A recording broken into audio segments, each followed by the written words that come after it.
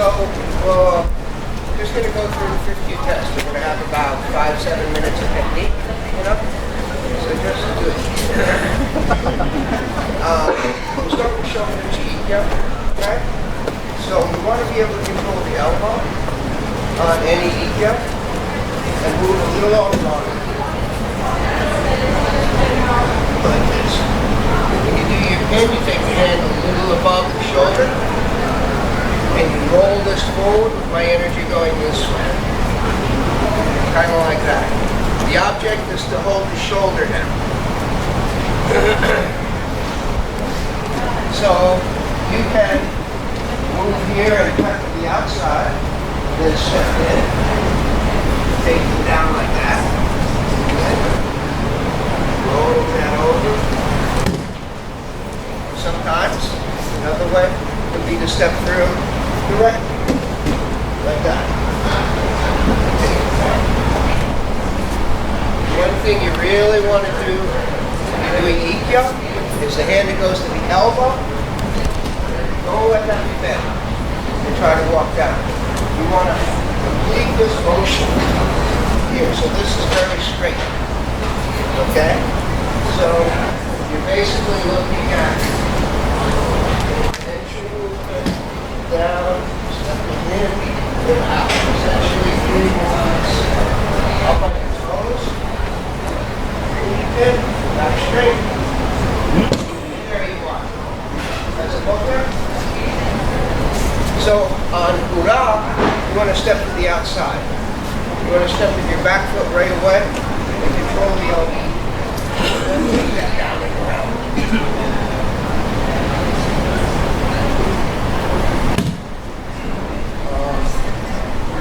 That's the point.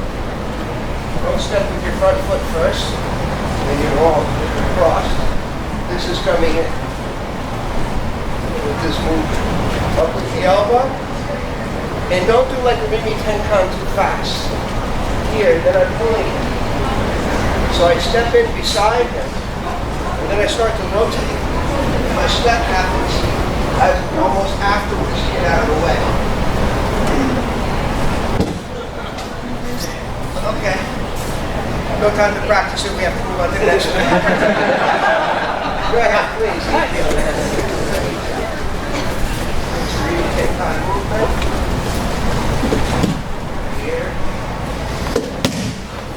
You want to be able to attach with that and then turn your whole body. So as I make this movement, right, I want to get into a deep kind of squat position here. Stay Shihan, staying behind him. Try not to do it like this, and you turn, and then you walk right back in. And we're just confronting and not knocking. So this is here.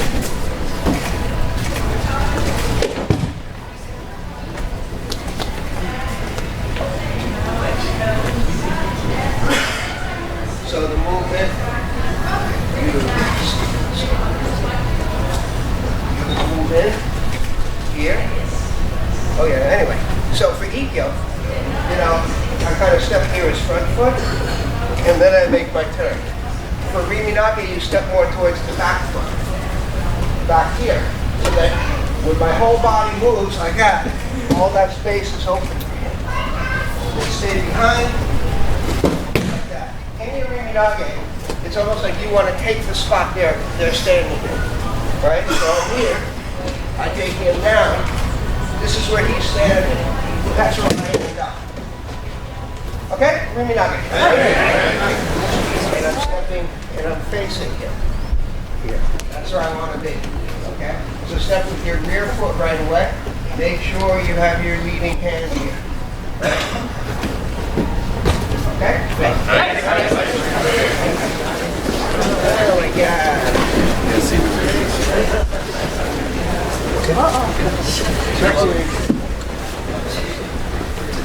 More pushing again, right? So here.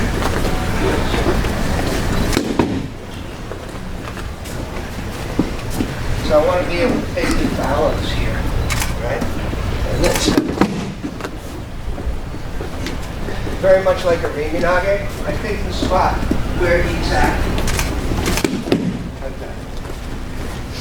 So, if he's standing and humming, the place I want to take this hand to take his balance is where he doesn't have a foot to support him, right? So it'd be like the third leg of a tripod. So that's kind of, I rotate into him a little bit.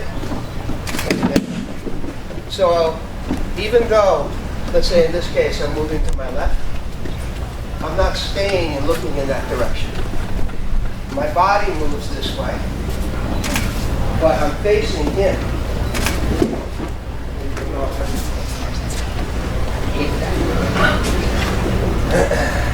Here, like this. And I think the best thing is that I'm okay in Ura, I think so. So, to the Ura will be a tenkai.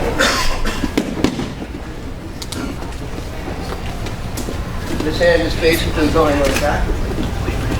Right? This hand is up like that. And the two together are here.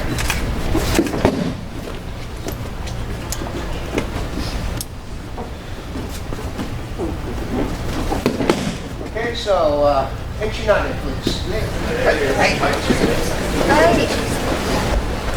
Most everything we do, are made up of circles and angles, right? In this case, I'm not doing this just straight in front of him and opening like this. I can't do that. I'm wide open, and I'm right where he's very strong, right in front of his own center. So I think in a diagonal movement, 45 degrees to the side. When you're making that movement, don't leave your leg behind you. It's very hard to take a secondary movement then. So if I go like this, and I'm like this, it's very hard for me to take the second step. So a Suyashi movement is always sliding your back foot with it. So that's what happens here. Sliding, my feet are about shoulder width apart, so I can easily take the second step. Okay? That's one thing.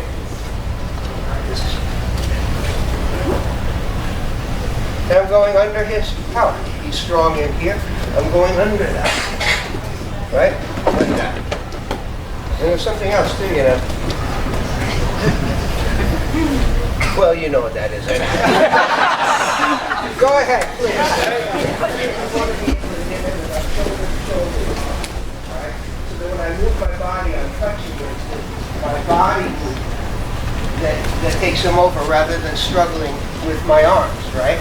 So as you do this movement, you want to do it to the point that your shoulders are touching.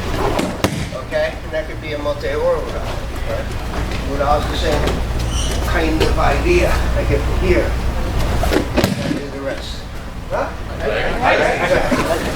Shoulder to shoulder. Yakuwami, Kakutori, Shihanase. Notice when he grabs me, he's at a slight angle. He's directly in front of me here. I can hit him. Right? So he has to be out just enough from my grip. Not 90 degrees, but just enough that there's a slight diagonal attack. Okay? So here, like that, I'm going to do it again. I know what to do, don't worry. Here. So here.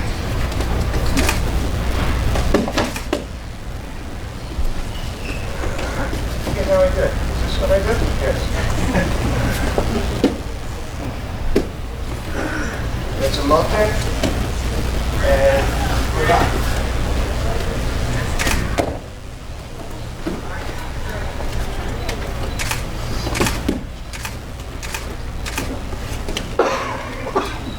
You want to articulate a kokyu movement here, right? It gets them off their balance, okay? So usually when you're doing this, you take a little step to the side. So your elbow comes in front of your center, here. Then you step with your rear foot, articulating this kokyu movement. When you step right along that line. Don't step in here. If you step in here and turn, my back is to him. If I step along the line that I was going on and turn back, I'm in shikaku. So once you pick your diagonal, stay on that diagonal. So here, to the side, step, here, and down. For Ura, try not to break the mind. Try not to come in here and grab, you're going to get hit, okay? So don't lean in for that. Draw them to you, right? This comes to me. This is in front of my center. As I start to turn a little, this happens. Again, it's a koku motion. Again, I'm threatening his thumb grab here. So he comes to me, one hand leads it to here. I then change turn and down. At the very end, mostly on Ura, you have to take a slight step out with your back foot so that you face your partner when you throw him. You don't want to do this here, and I'm like that, my back is to him. I have to face my partner like that. So as I do this same kind of motion, this is here, I turn, this back foot steps out at a diagonal, again 45 degrees, here, and then almost every diagonal we use is 45 degrees. Okay? Go ahead. You did this with partners, maybe? You don't want this hand to get behind your head. It pulls a little bit, I'm off balance. So you always want to, it's like you want to be able to see it, you know? So as I'm making this kind of movement, as I go to make my turn, I can kind of see that the whole time as I pivot up. That's your pivot, right? I have to pivot around his wrist, right? That's what my body's doing, right? In either case here, right? Anyway, do that. Try to get yourself on one foot. Don't go on one foot like that. Have no balance, all right? So the whole point of making this movement in, when I turn here, my feet are, the soles of my feet are flat on the ground as much as I can make them, you know? It's almost like ice skating, but the more your feet are there, the better balance. The more you're on 2 feet, the better balance you can have, obviously. So let's move on to speed coordination, right? So here, here.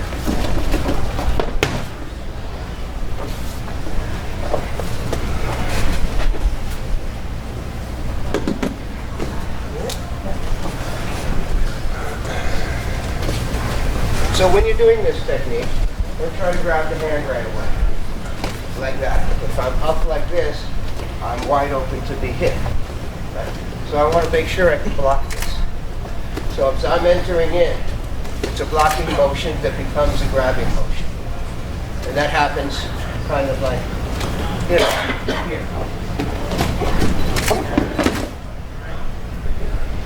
When you go to do the pin, you want to put your head down between his, you want to put your knee down between his head and shoulder, like this. I like to keep this leg up so that his arm doesn't just flop away from me so easily. Right? I keep this up for support. Then I come here and I turn him palm up, fingers forward, and I put the knife blade of his arm into the crook of his hand into the crook of my arm. My knee is here to stop him from moving forward. This locks in tight, really tight. This one bends his elbow. Then I rotate as if I'm going to bow towards his head, like that. This knee has to be here so he can't slide forward. So, you're going to block here, along with the tenkaning motion, right? Here. Then it comes in front of me. Then I rotate around that wrist. This is in. This is up, hook your hand, back down, and there you are. That's all I can think of for the moment. So, do the kotegaishi and then we'll go ahead. People just kind of turn their hip and throw out like that. But there's something about articulating the joint. When I'm grabbing for kotegaishi, I'm grabbing his thumb in his hand in this fashion. I'm matching my hand to him. When I start, I kind of want to have him down a little bit and his arm extended. And as I start to articulate and go around this point, if I just stop here, he might be able to stop me. So if you feel resistance at this point, continue to tenkan. The continuing to tenkan drops their wrist, applies more pressure on the wrist. So right at this point, and he's resisting me at this point, just tenkan more. It drops their elbow and puts pressure right through their forearm. Okay? Right? So in this case, you know, this is tenkan, right? Tenshin movement and an arimi movement with the tenkan at the end. Right? So that's what Kotegaeshi would be. If we're explaining it to somebody new, you tell them to tenkan, right? Then you tell them to step back tenshin, and then move in arimi, right? The tenshinage was, you know, it's a Tsudiyashi movement, you're sliding in, and then a Tsudiyashi movement, stepping through. Shihonage, you're coming in, you're stepping off line, and this is a kokyu movement, right? A kokyu movement that you're doing here, right? And then a tenkai movement, right? So here, I'm stepping in, this would be a Tsudiyashi movement, like that. Then tenkai movement, turning back. Slight arimi when you finish. Arimi nage is arimi tenkan arimi. Arimi tenkan arimi. Right?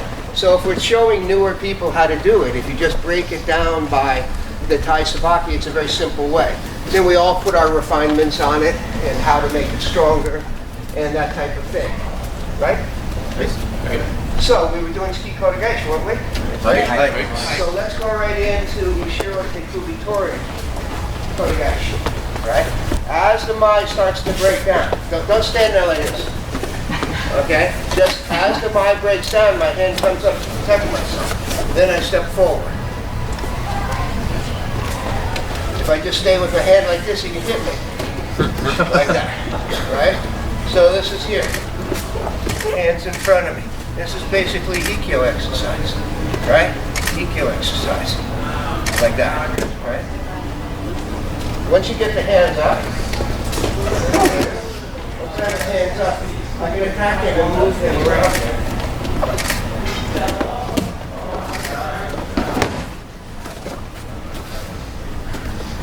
So, I'm here, stepping forward, Ikkyo exercise. Now I'm going to rotate a little bit, turning him in front and down, taking his balance down. Here, then rotate around that. The end is the same as before. All of this remains the same. So once again, have good extension. Don't have your elbows all tight. Easily moving from your shoulder joint. Here, like that. Up. Move the person down for the balance. Here. See the slight angle I'm on when I sit here? I'm not completely sideways here. I'm slightly facing towards his feet. That way. Okay, so please, what is it? Shiro, take this as everything we do in here, it's like you're making shapes. Right? We form a shape with our body in relation to our other partner. There's a shape to this, a shape to my body, right? And I'm doing things equally, right? It's not just like one hand here and the other one trying to go like that. I'm trying to get my whole self here.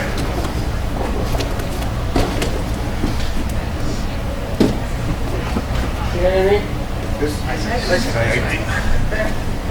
Don't be shapely.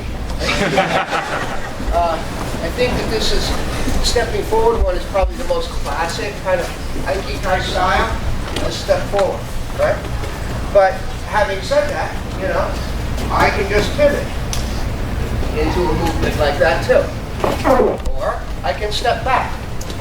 As he's here, I can kind of push him back and move that way as well, right? So there are various openings, but the guts, the middle part, is all the same. Kokyu is all the same, yeah? So we're going to do the last technique now, more rotatory kokyunage, right? So here, this is his attack. Again, he's out of the way where I can't hit him. I'm going to take a little bit of a side step, move in shoulder to shoulder, and throw. Similar to the Shihonage in a way, right? Where I step to the side and I did this kokyu movement, okay? But he's got two hands here. I step to the side and I go in between here, like this. Then I step right through. I'll get you this. Remember what I was saying before, you try to throw somebody where they're not strong. You know, he's weak. If I pulled him, Keith was weak this direction, right? And obviously that direction. So I try to keep that in mind when I throw him. Here. Here. Off to the side. I move in here. That's the way I want to throw him. Okay? Where he doesn't have support from his leg. This is one way. There's other ways. I could move in beside him here, this way. But I think the classic way that I remember from Doshu's book was to step to the side, to step in, okay? So rotatory This type of movement threatens his grip. Okay? I can go against his